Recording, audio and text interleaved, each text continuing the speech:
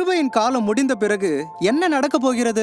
கிருபையின் காலம் முடிவுக்கு முன்பாக என்ன சம்பவித்ததென்று நாம் பார்த்தோம். இப்பொழுதும் கிருபையின் காலம் முடிந்த பிறகு என்ன சம்பவிக்க போகிறது என்று நாம் பார்க்கலாம். ரகசிய வருகையின் நாட்கள் முடிந்த அடுத்த நாளே, அதாவது கிருபையின் காலம் முடிந்த பிறகு 7 முத்திரைகள் உடைக்கப்படும். அப்பொழுது 7 வருட உபத்திரவ காலம் ஆரம்பிக்கும். அந்தி கிறிஸ்து வெளிப்படுவான்.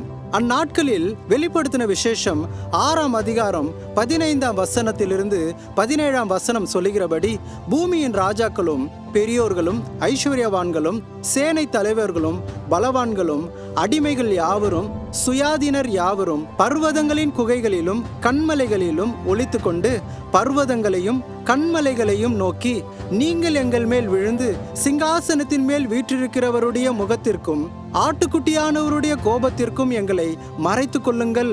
அவருடைய கோபாக்கினையின் மகா நாள் வந்துவிட்டது, யார் நிலை நிற்கக்கூடும் என்றார்கள்.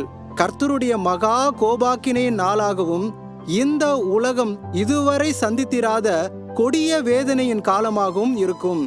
மனிதர்கள் சாவை தேடியும் அதை காணாதிருப்பார்கள்.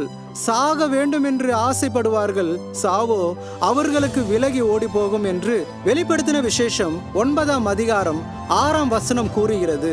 கைவிடப்பட்டவர்களும் இயேசுவை அறியாமலும் அவரை ஏற்றுக்கொள்ளாத மனிதர்களும் இந்த பூமியில் நரக வேதனையான நாட்களுக்குள்ளாக செல்ல போகிறார்கள்.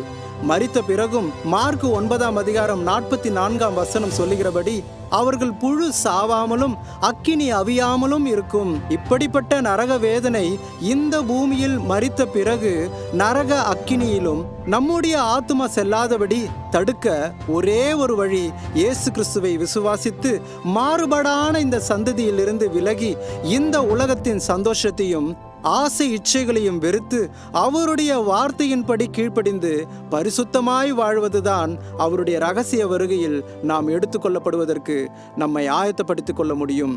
சிந்திப்போம், நம் ஆத்துமாவை ஆயத்தப்படுத்திக் கொள்வோம். மாரநாதா.